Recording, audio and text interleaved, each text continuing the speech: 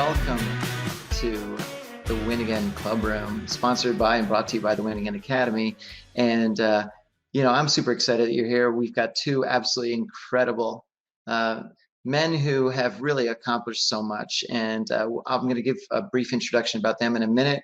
But just a quick 2 words about myself.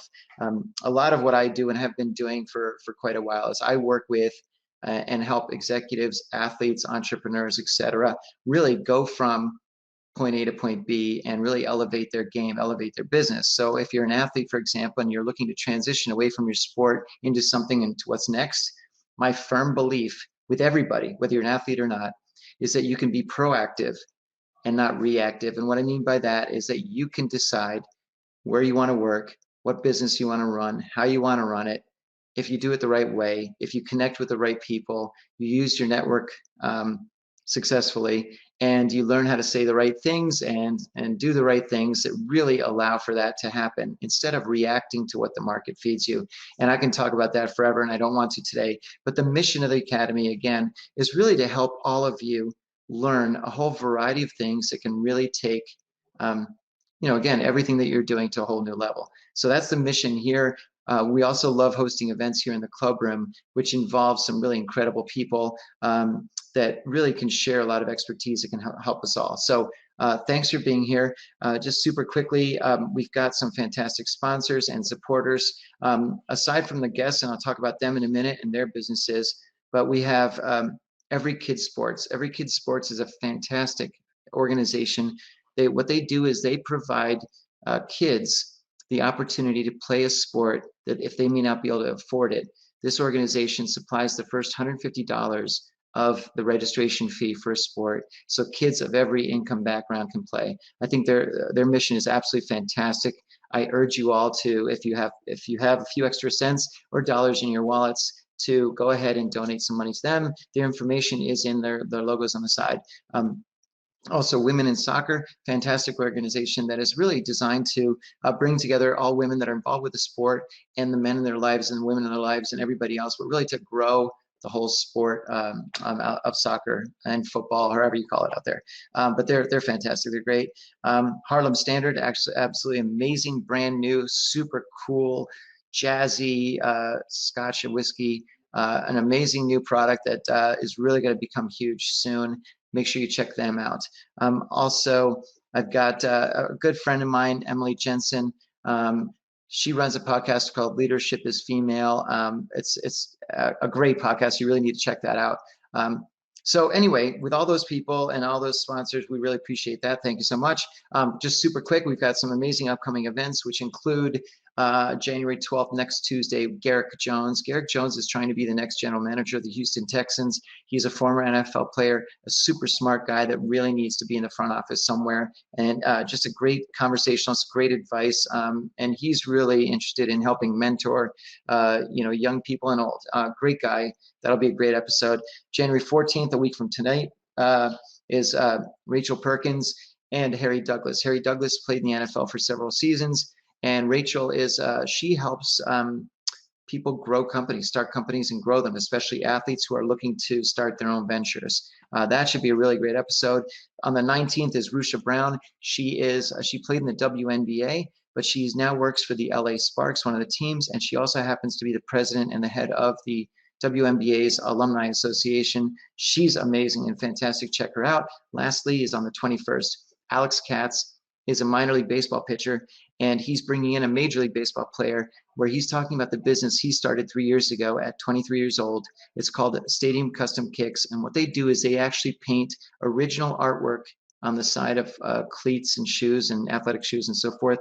That's a really impressive business and a really cool company, and I like it because he's doing that while he's playing his sport. I'm a big fan of athletes who really are start to prepare for life after their sport while they're still playing. So enough of all that. Thanks for being here. Next is my introduction. So I'm going to first start with Robert Owens. I'm going to invite him in the room in a second, but Robert is a dear friend. I have to tell you, when I first met him, I was so impressed with a bunch of things. Number one, just a funny guy, nice guy, smart guy, but incredibly accomplished. In fact, Joe DeSena, my other guest, called him the world's fittest and mentally toughest 66-year-old on the planet. Okay, now put the 66 aside.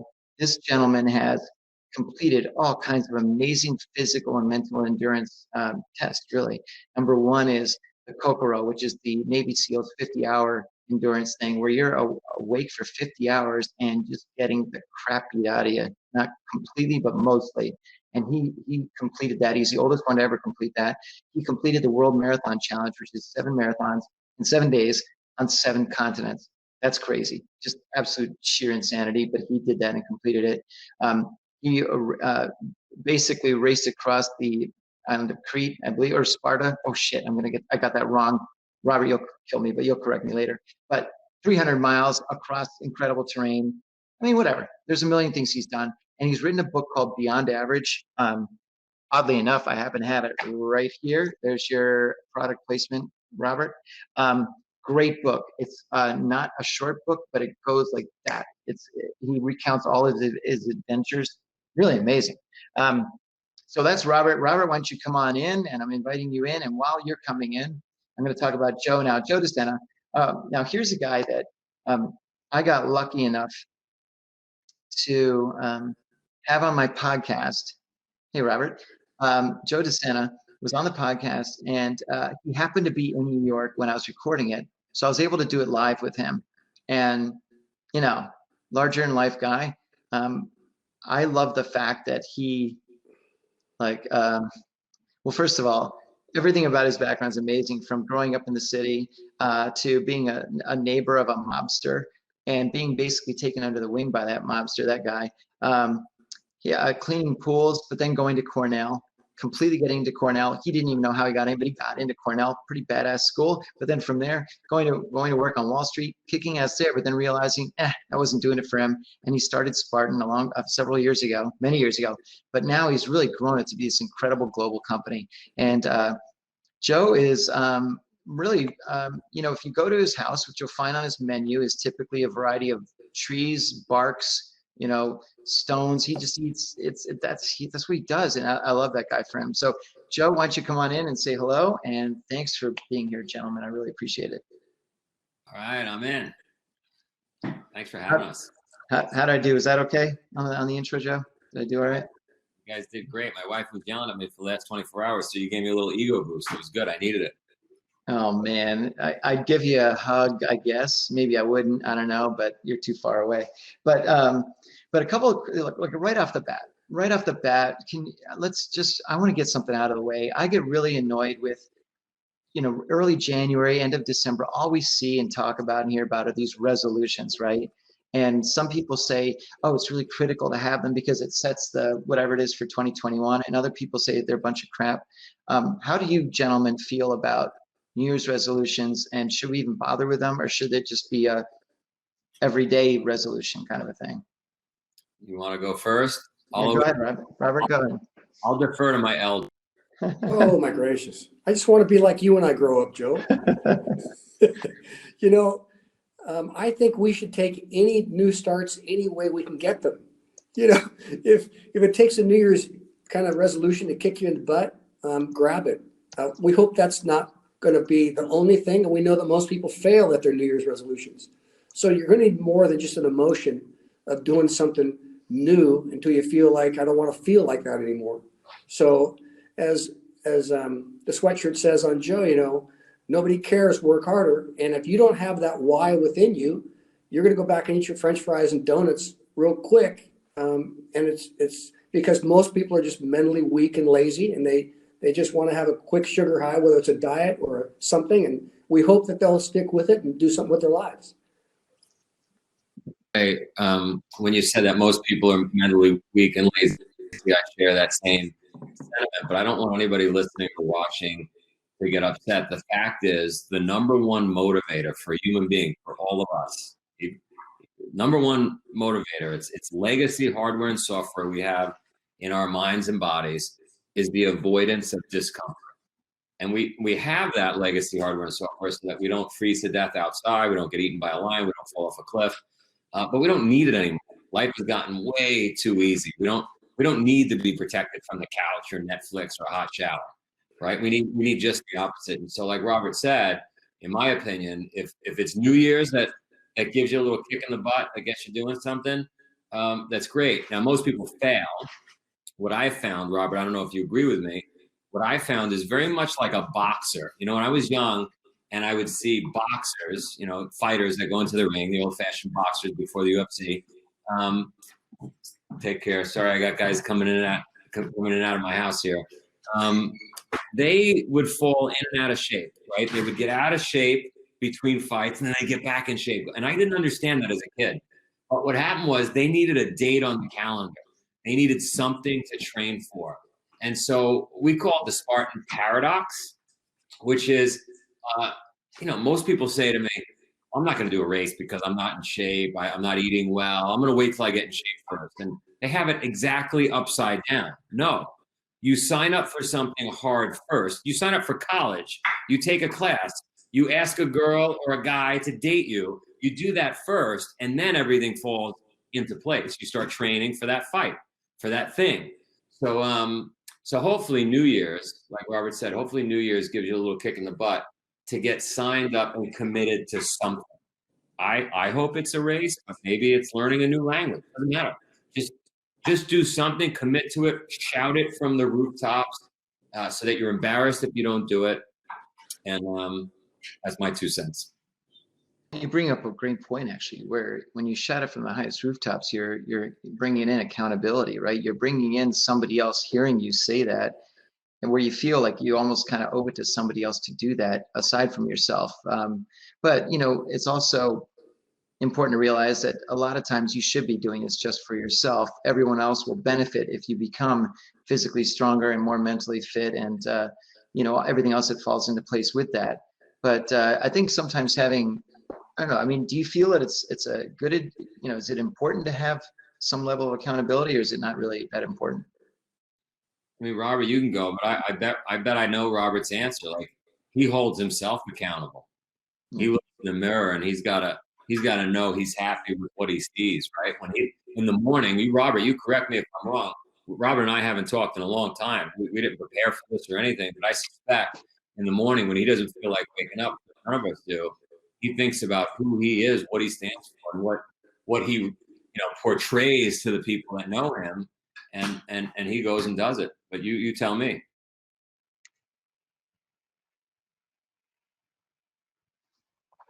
Robert's turned into a stone. He's taking a little snooze. Well, we'll get back to him in a sec. But you know, one thing before we go too much farther, there's a Q&A section on the upper right there in that box. If you have a question for either of these gentlemen, please make sure you put it in there. But even better, if you want me to bring you into this room to have you ask them personally, please go ahead and mention that. Say that you're happy to come in. So I'll invite you in myself, and you can come in and ask your questions. So anyway, without further ado, you know, one of the things that I hear all the time is that people talk about, look, when you're physically in shape, it also, you know, it helps you mentally. It helps you in so many other ways. But Joe, why don't you tell me a little bit about, you know, how, you know, things stack up like that? Like if you're not, you know. Yeah, let's go backwards. Like, so I'm growing up in a neighborhood, organized crime, and the typical successful male, 40, 50, 60 years old, was smoking a cigar, was extremely overweight, did not look healthy, but that was tied to success. And from the earliest age, because my mother was into yoga, meditation, health food in the 70s, I didn't understand why, if a person made money, would they want to look and feel like that? It just didn't make sense to me. Why wouldn't you want to treat yourself like an Olympian? I mean, I'm thinking about this 40 years ago. Like if you're running a business, aren't you going for a gold medal every day? You should treat yourself like an Olympian. So this question you asked me, again, this wasn't you didn't send me questions in advance. Like I've always said to myself, everybody should eat well. They should hydrate well. They should take cold showers. Again, my mother was pushing this in the 70s. They should sleep well. They should sweat every day, because if they do that, they're more likely to crush the day, succeed in business, like all the things we're going at. We want to look good. Why do we buy magazines with pretty people on the cover? I don't know, because we probably want to look like that. We're attracted to that. Well, so why don't we take care of ourselves that way? And then as far as, being more specific with the answer to your question, your brain, this little 3-pound mass that fits inside this body, your brain is floating around in liquid and blood, and if it's not healthy, your brain's not healthy. How do you expect to perform well, thinking, being, having cognitive fun? Like, if you're not eating well, you're not hydrating, you're not sleeping well, how the fuck are you going to think well? Spot on. So Robert, that question, I don't know if you heard it or not, but I heard it. Okay, great. So what are your thoughts on that? Joe posed that question, and as I mentioned earlier, and I don't want to be a hard ass, and I'm not trying to be some stud, tough guy. I'm just saying I have to find a reason inside of me to hold myself accountable. If I need other people to cheer me on, I'm lost. I have to do this whether anyone knows or thanks me or appreciates it or not. I'll tell you, in the 7 marathons in 7 days, we get done and there was no one there at the finish line. No one. And so I would cross the finish line, throw my arms up like I'm in the Olympics, and some guy off in the distance say, "Hey, Robert, good job. Go back to the hotel." And he's out in the rain or something. And I'd high five myself. "Good job, Robert." And I talk to myself, because there's no one there. If you needed some encouragement, there was none. So many times in these things, you just have to know why you want to get skinny or healthier or fit. But I want to go back to what Joe said, and this is a Goggins thing, sort of ours. I believe that every day you should do something that you don't want to do. Every day you should take your mind on and say, I'm going to win over the mind and the thoughts that are in my mind. And so whatever it is I don't want to do, I want to do that and take myself on mentally and grow. And most people don't want hard things. Most people don't want to be uncomfortable. Most people don't want to be pressed. And yet I believe that growth comes and wins come and mental confidence comes when you do something that you don't want to do and you start a new habit. You go from 20 cigarettes to 18, or don't eat 10 donuts, or you get your workout, or whatever it is. You do something where you wrestle with yourself. And most of us don't want to wrestle. We want comfort. We want things to go smooth. How was your day? But for me, my day is going to be difficult. And if it's not, that's great. But if it does, it's not going to rock my world because I'm not looking for a comfort living. And food, food is an addiction. And so for me, when you learn to eat for fuel and not for comfort, 3 times a day, people who have bummed out lives or lost or frustrated, they get 3 times a day to go to their emotions and say, I can do something where I can feel good. And so 3 times a day, no matter how bad their day is, I can go eat that. I can go eat that. And make me feel better. And so once you break the addiction of emotional eating and you get to a place of, as I get older, I need less food. And the food that I really like, I don't need. And the food that tastes good doesn't help me. And so I have to make a decision. Do I want to make it to 80 and 90 and be able to play on the floor with my grandkids by eating smart? Or do I want to live in my emotions of how do I feel today? And then do what I feel. If I live like that, I'd never get out of bed. So the last part would be we are committed to what we confess. And so when I confess something, I'm going to do this, or I'm going to train for that, I'm going to try this thing, then that encourages me to be accountable. But if I have to have accountability, it doesn't work. But it's good to commit to what you confess because it holds you accountable too. Joe? Yeah, no, I agree 1,000%. I mean, everything you put in your mouth is a life and death decision, right? Like, I was saying when you had gotten knocked off the talk there for a second, but I was saying, why wouldn't we treat each other? Why wouldn't we treat ourselves like Olympians? Think about how an Olympian treats himself or herself.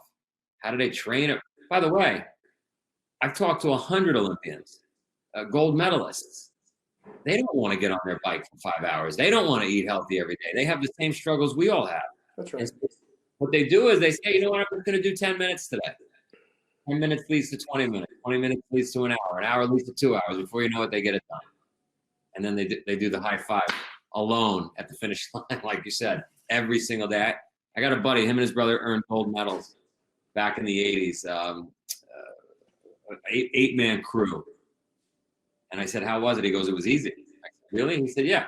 You just got to do 7 days a week, 7 hours a day for 7 years. Simple. I really like that. Well, so that's great. It's so true. And Mark, let me throw a story in real quick. Yeah, of course. Please do. Some of you know I still train Air Force Special Warfare guys. I go down to Lackland. I live in the dorm with the kids, get up at 4 a.m., do chow, work out with them, stay with the instructors all day. And at night after chow, I talk to them in a room and blah, blah, blah. And I'll be working Kokoro with Mark again in March. We have all kinds of kids. And we had this big, tall kid, and he was like 6'2", and burpees are really hard for tall guys. The little guys can do all day long, but the tall guys, it's really a lot of work to get up and down. So these guys, of course, were in trouble at the end of the day. They're never going to do it right. And so they owed, after 8 hours of mud PT in the Texas sun and fatigues being sprayed down, the instructor says, you guys suck. You owe me 350 burpees before chow. And they're all going, no way. And the instructor looks at me, his name is Thomas, and he goes, watch this. And so I said, you're going to crush those guys. He goes, yeah. And so this guy, the guys who don't want to do it, hide in the back. 100 guys, get in the back. So the weakest guy in the back, they grab him, and it's this kid. They make him come to the front and lead everybody. And he's dying because he doesn't want to lead. He can barely do this stuff, And so he's leading, and everybody knows he's dying. And so he begins to close his eyes. He's so overwhelmed. He's doing burpees with his eyes closed. Then he begins to cry. And then the snot begins to come out of his nose and he begins to drool. And I say to the instructor, can I have him? He goes, yeah. So I get in front of the kids, I go, hey, open your eyes. And he won't open his eyes. I said, open your effing eyes. And he opened his eyes. I said, you can do this. And he goes, just didn't know what to do. Snot, tears, stuff. I said, breathe. Take that deep breath. He'd never taken a deep breath in his life unless he was panicked. And so, he does this thing. And I say, do what I say. Ready? Lead these men. Give me 5. Ready? Go. Down, up, 1, down. Do that thing. Open your eyes. Breathe. Give me 5 more. We're going through this whole thing, And finally, he gets to looking at me and just staring. I said, now give me 10. And by the 250 mark, the guys were starting to cheer for him because he was just crushed, like, don't quit. You can do this, because the instructor wants to break you and get you to quit, because we don't allow quitters. Anyway, we got to 350 and he was just a mess, but he looked with his eyes open. He kept breathing. Mantra, easy day, fun day, good day. I wanted this. I came for this, He gets through the thing and the instructor says, all right, get washed off, chow, be with Robert this evening. I get it this evening, these guys are in a room. And I say, hey, what's up? It's a long day today. You stand up. And this big, tall kid stands up. And I said, tell me about your day. And he goes, it was the greatest day of my life. I said, tell me. He said, I just didn't know that I could do something like this. And thank you for helping me go to a new level. I can do things I never thought I could do. And I went over and high-fived him and said, sweet. And then I went to the other guys in the room and I said, we want to do the same thing to every one of you, because we have to let you know that embracing the suck will cause you to grow up. But there's pain, and you don't want pain. But you can't grow without mental pain, emotional pain, physical pain, financial pain, relational pain. You've got to go through things to grow. And he got it. And those guys looked at me so afraid, but okay, that's what we signed up for. And for the listeners watching Joe and I, we've embraced a lifestyle that we want to grow, and we want to not have limits be put on us. And all of us have that dream inside of us of what if, and wouldn't it be nice to be? But you've got to take yourself on as You like yourself, but yourself is the enemy. And you've got to tell yourself, I'm changing or I'll die. I'm going to die trying, but I'm going to change. I'm going to grow. I'm not a victim. I'm not stuck. I'm not this or that. And I'm going to change. And when you get that, you'll stop eating those donuts or do whatever you do, and you'll do what Joe says, and you grow. But none of us are comfortable, but that's how you grow, outside your uncomfortability. Sorry, Mark. I'll tell you, and Joe, this is really interesting. A little while ago, I was chatting with a young lady at my table, and she said that she had performed in a Spartan race, and then she said, it was tough, but she said, I finished, and she smiled, a big smile. And I think that's the whole point of these things. It's not necessarily, I mean, yes, there's competition and so forth in your races, but it's also just the victory of the completion of the getting through it and proving to yourself that you can do it, right? And it's not, going to a gym for 6 hours. It's running a race and being part of this thing and part of the event. And that's I have to imagine, you can tell me otherwise, but that's what the great appeal is here, is the fact that all these people globally are part of these races that really test them. And then when they're finished, it's such a euphoric high. Go one step further back to what I said earlier, which is it's actually just the act of committing to the event. It's not even the finish line. Yes, the 10,000 people that are there high-fiving you and the music, all that's cool. It's the act of committing, and then the journey all the way to the start line. The early mornings, the training, the putting down the cookies, not drinking so much alcohol, maybe if you're lucky, taking the cold showers. Like doing all those things, you don't realize it when you're doing it. It sucks while you're doing it. But, as Robert was saying, telling that story, this summer during the pandemic, I invited 25 kids to the farm. We've got a farm like the CIA has a farm up in Vermont. And my kids were included. And I think it was a total of 37 days we were out there. What I did to these kids, military would have arrested me. I mean, they were carrying rocks up and down the mountain every day. They were in ice cold water 4:30 in the morning. They were, and this little 11-year-old girl, just, if you were excited about what Robert just spoke about, 350 burpees before chow, I watched this girl in the rain at 8 o'clock at night lead 24 other kids to 1,000 burpees in the rain while she was crying, 11 years old. So, yeah, it's just, if you're listening or you're watching, you're probably saying, Child Protection Services, yeah, hey, is it? But anyway, that's really amazing. So just real quick, I want to make sure we knock off a couple of these questions here. And what I'm going to do is, I think Steve, I don't know if he's on camera, so I'm just going to ask Robert. You mentioned it earlier, the term "embrace the suck," but tell me a little bit more about what do you guys think about? What does that mean, really? I think, not to be redundant, every day there's stuff that you don't like to do, at least for me. And every day I know in my head, I really don't want to do that.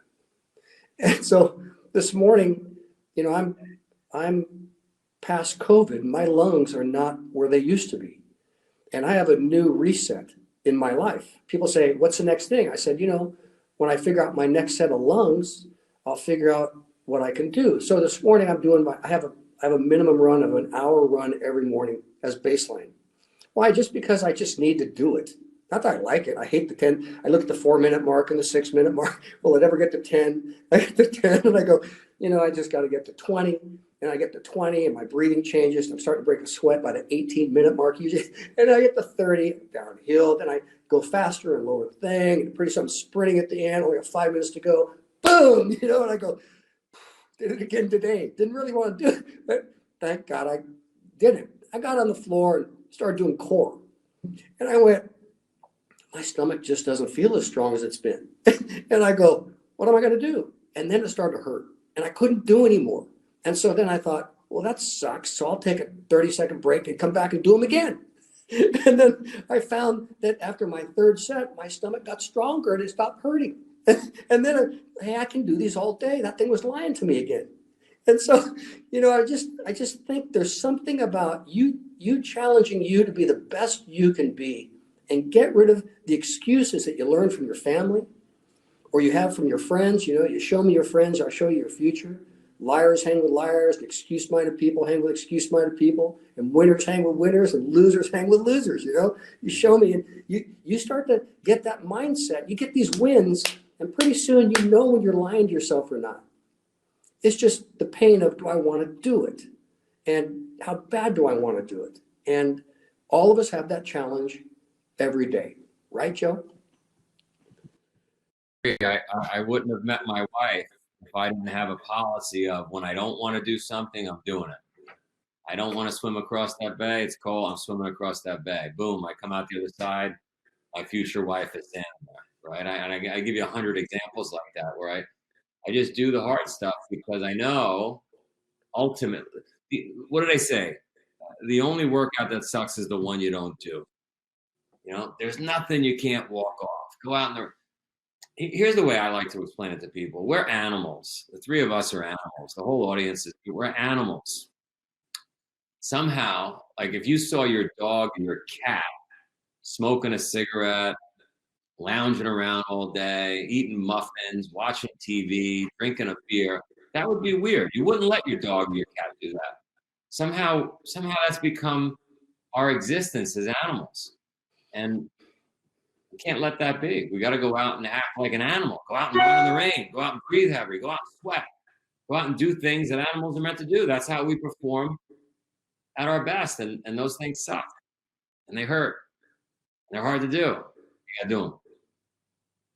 Great. So I'm going to bring in Jonathan in a second. She's got a specific question she'd love to ask you, Joe. So if you could come in, that'd be great, and ask your question, and we'll go from there. I think I blindsided her with this, but there we go. Hi, I'm Jonathan. I do have to say that I could have used Robert when I was doing my 210 burpees in my first Spartan Beast last year. But I was so excited to see this event come up. It really speaks to me personally because, when talking about New Year's and goals, in January of 2019, I made a big decision to commit to segueing from being a consultant to a startup co-founder, which is a big dream of mine, and committing to doing a Spartan trifecta. And so I bought Joe's book, The Spartan Way, and I got on the race circuit. And 1 year later, I was at the Spartan World Championships in Tahoe, competing in my age group, not just at the Open. And I've raised $250,000, and I have a startup launching in 3 weeks. And I did it because I needed to prove to myself that I could succeed at something really, really hard. That when people said I couldn't do it at 40-something with 2 kids or raise money as a woman, I needed something tangible, like something real, like that medal to prove, or go to that World Championships where people were like, why would you even do it? And it was like, what? And swam and did the swim, proudly did the swim, which is a big Spartan. I need you to send me the story in like 3 or 4 paragraphs in an email because I collect these stories. When I have a tough day, I reflect back on a story exactly like that. I say, that's why we do this. Yeah, it is, and it really sort of inspired me, and it has made me wonder throughout the course, especially where with the races, there's a fascinating component around the travel and the experiences, or even the integrations of local tourism boards. And I've wondered, especially having been at, whether it's the day before or on race day or race weekends, if you've ever considered adding professional development, or even whether that's a retreat or speakers or professional development in addition to the race activities at weekends, because I think that could be a really fascinating opportunity to not only just get better at the obstacles or work with Rhea or Ryan or your favorite pros, but to sort of take those principles that you have around mindset and that Robert spoke to also, that I didn't realize how critical they were at business. I truly didn't until I did a year on the race circuit. Yeah, we were doing them prior to the pandemic at all the stadium events, or many stadium events, where we would bring in speakers and probably had 200 or 300 people in the audience. My passion is bringing together business, startup, and Spartan, bringing it all together. But not all business is there yet. You're there, but not everybody in business is there yet. You know, when I was in finance, when I was on Wall Street, rather than drinking, rather than taking people to dinners, once I figured it all out, I started taking people to hot yoga. I started taking people to run marathons and do all these crazy things because one, it's great to build relationships. Two, it clears your head from the bullshit of running a business every day, the headaches, right, that you're dealing with. But it helps you in business. It helps you. So I'm all for it. Please send me that email. And I will. Thank you. Well, and thank you, Robert, for being here too. You're my next book, Beyond Average, that I'll be downloading today. Yeah, it was awesome. It was awesome. You might want to do the audio book better. People tell me it's much more fun because I'm laughing half the time. Oh, okay. I'm telling the stuff that's not in the book. Thank you both for being here. Thanks again. Appreciate it. That was a great question. That was great commentary. But I guess, Robert, the question I have is, if I wanted to get an autographed copy of your book, how do we autograph the audio book? Do I just get a signed you? You know, that's a nice question. I appreciate that. Anytime. I would just say if people do two things. One, if they read the book, and it's How to Do the 20X Principle, which Mark Divine talks about, which again came into real focus for me at my age.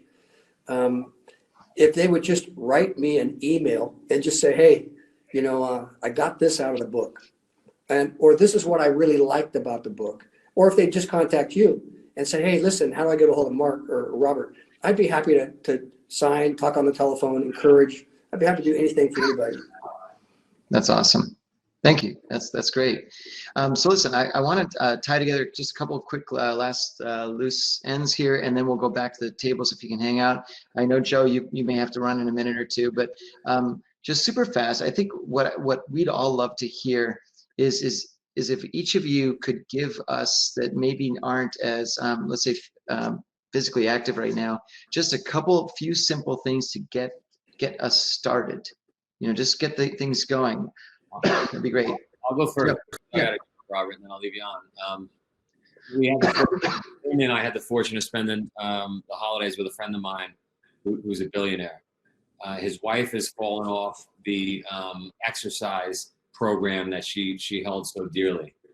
And by the end of the 5-6 days we were together, I convinced her to just commit to 5 minutes a day of walking outside. Had to be outside. Rain, shine, snow. You got to go out for 5 minutes a day. That's ridiculous, Joe. What is 5 minutes going to do? Well, if you remember what I said 20 minutes ago, 5 minutes always turns into 10. 10 always turns into 20. 20 turns into 30. You cannot look your husband, your kids, your cousin, anybody in the face, your friends, and say, I don't have time to walk for 5 minutes. You can't tell yourself you don't have time to walk for 5 minutes. So look, no one's going to expect to hear from me, the Spartan guy, that I'm just asking you to do 5 minutes a day of walking. But that leads to something. That builds momentum. Would I love for you to do 30 burpees a day? Sure. 30 of your best pull-ups? Yes. Cold showers? Absolutely. Wake up at 4 a.m.? I'd go down the list. But just give me 5 minutes of walking a day. Brilliant. Thank you. How about you, Robert?